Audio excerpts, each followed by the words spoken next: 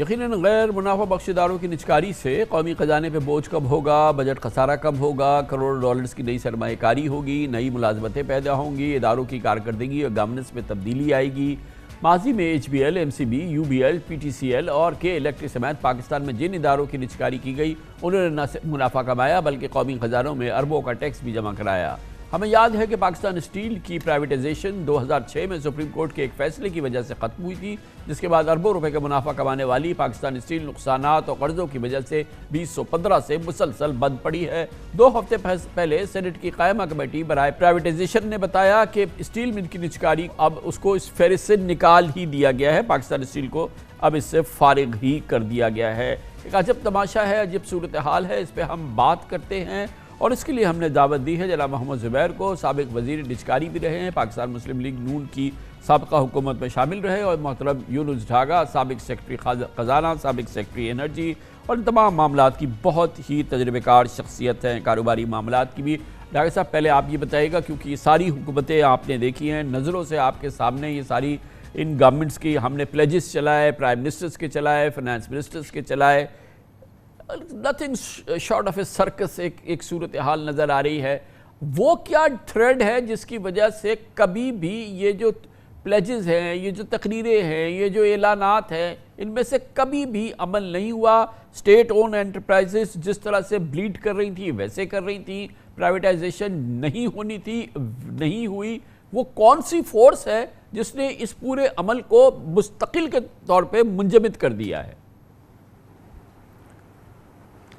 بہت شکریہ کامران صاحب۔ دیکھیں، 2 ہمیں ایکسٹریمز نظر آتی ہیں۔ آپ نے پالیسیز جتنی بھی آپ نے بیان کی، پہلے اکثر ہمارے پاس یہ سننے میں آیا کہ ہم نے فوراً پرائیویٹائز کرنا ہے۔ دوسرا یہ سننے میں آیا کہ جی ہم پہلے ریسٹرکچر کریں گے پھر پرائیویٹائز کریں گے۔ یہ میں سمجھتا ہوں پینڈولم کے دونوں ایکسٹریمز ہیں۔ اب ریسٹرکچرنگ کرنا اور پرائیویٹائز کرنا یہ ایک لمبا عمل ہے، اور اس عمل کے میں ہم مزید نقصانات ہی کریں گے۔ ہمیں پتہ ہے کہ کن لوگوں نے پھر اس کو ریسٹرکچرنگ کو ہینڈل کرنا ہے۔ دوسری طرف یہ ہے کہ اگر ہم اس کو بجائے اس کے کہ ہم دیکھیں کہ کون سا ادارہ کس طرح پرائیویٹائز کیا جا سکتا ہے، اس میں جائے بغیر ہم ڈائریکٹلی اس کو آکشن ٹیبل پہ لینے کی کوشش کرتے ہیں، اور جس کی وجہ سے آپ دیکھیں پچھلے 30 سال سے یہ پرائیویٹائزیشن کا عمل چل رہا ہے، اور ہماری وہ جو لاس میکنگ ڈسکوز وغیرہ ہمارے پاس ہی موجود ہیں۔ اب اس میں ہمیں تھوڑا سا ایک اسٹیپ پیچھے لے کے یہ دیکھنا ہوگا کہ کس طرح ان کمپنیوں کو ریسٹرکچر کر کے، ریسٹرکچر سے میری وہ مراد نہیں ہے کہ ان کو پروفیٹیبل کریں، لیکن جیسے میں ڈسکوز کی بات کرنا چاہوں گا سب سے پہلے کہ آپ کی تقریباً 10 ڈسکوز ہیں، اور 10 ڈسکوز کی اگر ہم کاسٹ کو دیکھیں یا ان کی آپ ایسیٹس کو دیکھیں تو ایسیٹس تقریباً 10 سے 20 ارب ڈالر کے درمیان اس کی اسیسمنٹ ہوگی۔ اس وقت ایگزیکٹ فگرز تو نہیں ہے، لیکن 10 سے 20 بلین ڈالر کی investment in loss making sector آپ ایکسپیکٹ کریں کہ آپ کا لوکل انویسٹر یا آپ کا فورن انویسٹر اس میں کرے گا، جب تک کہ آپ اس کی شکل کو ٹھیک نہ کریں۔ شکل سے میری مراد یہ نہیں ہے کہ ہم ان کو منافع بخش کریں، شکل سے میری یہ مراد ہے کہ اتنے بڑے ایسیٹ کو، اس کی سائز کو کم کریں، ڈسکوز کو چھوٹے علاقوں میں تقسیم کر دیں، ان کی فرینچائزز جس طرح یو کے میں ہوا تھا، یو کے میں بھی یہی تھا 90s میں جب انہوں نے پرائیویٹائزیشن کی تو انہوں نے لائن بزنس اور ریٹیل بزنس کو الگ الگ کیا۔ ریٹیل بزنس کے انہوں نے چھوٹے چھوٹے علاقے بنائے، اوور لیپنگ فرینچائزز دی، تو اس میں آپ کا یہ ہے کہ میڈیم سائز کی انویسٹمنٹس بھی آ سکتی ہے کہ فرض کیجیے چند کروڑ روپے کا ایک علاقہ اگر آپ آکشن کر رہے ہوں گے تو آسان ہے، بجائے اس کے کہ آپ کہیں کہ جی اب 1.5 ارب روپے کا پورا ڈسکو ہم ایک ساتھ دیں گے۔ فار ایگزامپل اگر آپ کہیں گے جی کہ میں لیسکو کو کرنا چاہتا ہوں تو لیسکو کی کم سے کم ایسیٹس ہوں گے 2 سے 2.5 ارب ڈالر کے۔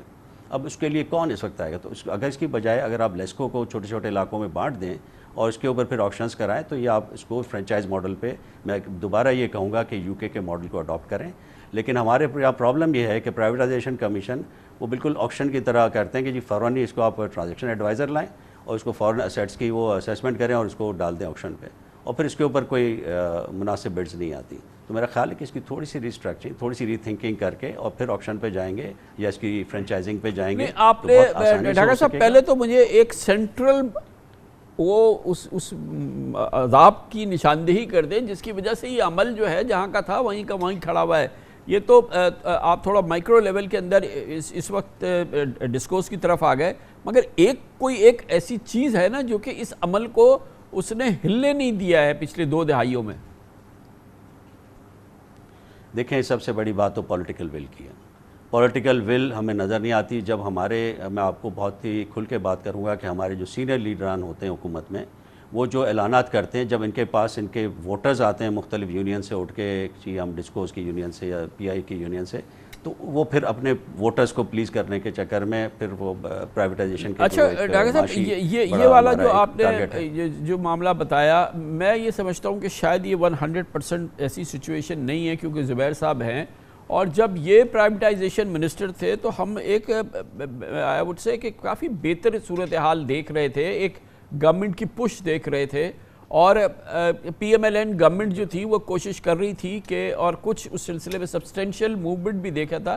تو پیپلز پارٹی بہرحال اس معاملے میں بالکل اس کا ایک رائے ہے کہ کوئی نجکاری نہیں ہونی چاہیے، کوئی کسی قسم کی اس قسم کی کوئی سوچ کو وہ اپروو نہیں کرتے ہیں. اور ظاہر ہے کہ جو اسٹیٹ اون انٹرپرائزز میں جس طرح سے بھرتیاں کی گئی ہیں پیپلز پارٹی کے مختلف دوروں میں، اور اس کے بعد جو ایس او ایز کا جو حال ہوا ہے، ظاہر ہے کہ ان بھرتیوں کا اس میں ایک بہت بڑا رول ہے.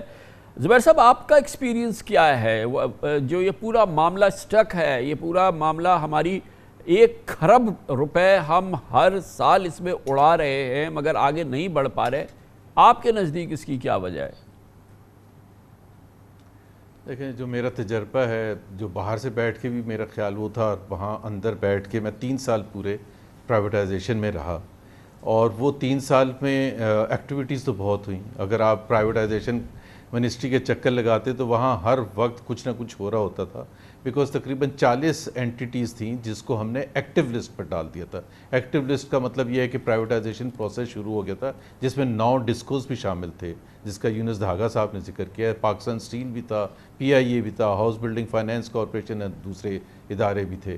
اب اس میں جو میرا ایک فرسٹ چیز تھی جو میں آپ کے ساتھ شیئر کروں گا، کہ جب میرے سے پرائم منسٹر میاں نواز شریف نے کچھ مہینے کے بعد جب میرے سے پوچھا کہ آپ نے اسیسمنٹ کی ہے، آپ کیا سمجھتے ہیں آپ ڈیلیور کر دیں گے، تو میں نے کہا تھا جی اس کے 2 اسپیکٹس، 2 چیلنجز ہیں، اور بہت بڑے چیلنجز ہیں. ایک تو پروفیشنل کام، because it's highly professional work. کسی کی بھی پرائیویٹائزیشن پروسیس کرنا، اس کے لیے آپ فائنینشیل ایڈوائزرز لگاتے ہیں، بہت ڈیو ڈیلیجنس پروسیس ہوتا ہے جو ہائیلی پروفیشنل ہوتا ہے. ٹیکنیکل سائڈ ہوتی ہے، فائنینشیل سائڈ ہوتی ہے، ایچ آر ہوتا ہے، مارکیٹنگ اسپیکٹ ہوتا ہے. وہ تمام چیزیں جو ہیں وہ رن ہوتی ہیں، اور وہ آپ سمجھے بھاری بھرکم ایک بڑے بڑے فولڈرز بنتے ہیں جس میں تمام تفصیلات موجود ہوتی ہیں، چاہے وہ پی آئی اے ہے، چاہے وہ فیسکو. بلکہ ڈسٹریبیوشن کمپنیز کا تو اور زیادہ مشکل ہوتا ہے، بیکاز اس کے جو ٹیکنیکل ڈیو ڈیلیجنس ہے، کیونکہ اتنے میلوں میں پھیلا ہوا ہوتا ہے، جس طرح فیسکو ہے یا لیسکو ہے، اس میں کیا کیا ہے. تو میں نے کہا وہ professional work I commit, because اس کے لیے تو ریسورسز اگر میرے پاس ہوں گے، اگر ہم اچھے فائنینشیل ایڈوائزرز رکھیں گے جنہوں نے گلوبل لیول پر کام کیا ہوا ہے، تو I will be able to deliver and I can commit. The other aspect I said prime minister صاحب which is I think is فورموسٹ is the political will. اور وہ انہوں نے کہا کہ جی آپ کو پتہ ہے ہماری پارٹی تو کمیٹڈ ہے، اور ہم نے مینیفیسٹو کی تیاری کے وقت بھی کام کیا تھا. اس کے بعد یہ 69 اینٹیز کو ہی سیڈ آپ کو کیوں ڈر لگتا ہے کہ پولیٹیکل ول. میں نے کہا جی when the moment of truth comes, تو اس وقت وہ ٹیسٹ ہوگا. تو انہوں نے میرے سے پوچھا مثال کے طور پر کیا، اور میں یہ آپ کو حقیقت بتا رہا ہوں. تو میں نے کہا کہ جی مثال کے طور پر پی آئی اے کہ ہم لاسٹ سٹیج پر پہنچ گئے، اور پی آئی اے اسٹرائک پر چلا گیا، لیبر یونین اسٹرائک پر چلے گئے، ایک جہاز نیو یارک میں کھڑا ہے، ایک ایتھنز میں. اس وقت آپ کا فیصلہ ہوگا، میرا فیصلہ نہیں ہوگا. میں سب کچھ کروں گا، پولیٹیکلی بھی کروں گا، سینٹ کمیٹیز میں بھی جاؤں گا، نیشنل اسمبلی کمیٹیز میں بھی جاؤں گا، میڈیا سے بھی ملوں گا، پولیٹیشین سے بھی ملوں گا، پیپلز پارٹی والوں سے بھی ملوں گا. جو میں نے کیا as much as possible I try to convince Aitzaz Ahsan, Raza Rabbani وغیرہ، جو کہ بہت زیادہ اپوز بھی کرتے تھے کہ جی یہ بڑا ضروری ہے. لیکن وہی ہوا جو اینڈ میں جا کے وہ جو مومنٹ آف ٹروتھ آیا، اینڈ دس از اکتوبر 2015. پتہ نہیں یونس دھاگا صاحب کو یاد ہوگا یا نہیں ہے، فیسکو کی تو ہمارے پاس بڈس بھی آ گئی تھی، وچ مینس کامران صاحب کے لفافے کھلنے تھے. اور ہم نے یہ طے کیا تھا کہ ہماری اسٹریٹجی یہ تھی کہ 3 بڑے ہاتھی جو ہیں، جس میں پی آئی اے، اسٹیل مل اور فیسکو. اسٹیل مل اور پی آئی اے سے ساری قوم ظاہر ہے جانتی تھی کہ جی یہ لاس میکنگ اینٹیز ہیں. 9 ڈسٹریبیوشن کمپنیز کرنی تھی، تو ہم نے ایک اس میں فیسکو جو سب سے اچھا تھا اس کو رکھا تھا. اینڈ فیسکو واز ٹو، دوسرے دن بڈس کھلنی تھیں. یہ میں بالکل آپ کو اکتوبر 2015، ابھی بھی پرائیویٹائزیشن کمیشن میں آپ علیم خان صاحب کو بلا لیں اور ان سے ریکارڈ بھی موجود ہوگا، اور بڑے اچھے گروپس نے بڈ کیا تھا. 1-2 فورن تھے، اور باقی ٹبا گروپ تھا، یہ جو کے ای کے جو اونرز ہیں، کے الیکٹرک کے جو اونرز ہیں، یہ تھا، شاید عارف حبیب گروپ تھا، ایک دو اور تھے جو بڑے اچھے تھے، سیریس تھے. اور ہمارا خیال یہ تھا کہ فیسکو اگر چلا جائے گا تو اس کے 3-4 مہینے کے بعد ہم لیسکو پھر آئی ایس کو اس طرح سے ہم نکالتے چلے جائیں گے. بیکاز ابھی جو یونس دھاگا صاحب اماؤنٹس بتائے تھے بہت بڑی اماؤنٹس تھی، اتنا آسان نہیں ہوتا کہ آپ سارے کے سارے ایک ساتھ لے آئیں مارکیٹ میں. اور اسی طرح سے اسٹیل مل کا لاسٹ سٹیج تھا، اسی طرح سے پی آئی کا لاسٹ سٹیج تھا. At that point in time the government then took a you turn and جب ظاہر ہے ان 3 کو روکا تو پھر اس کے بعد باقی سب تو کام ہونا ہی نہیں تھا.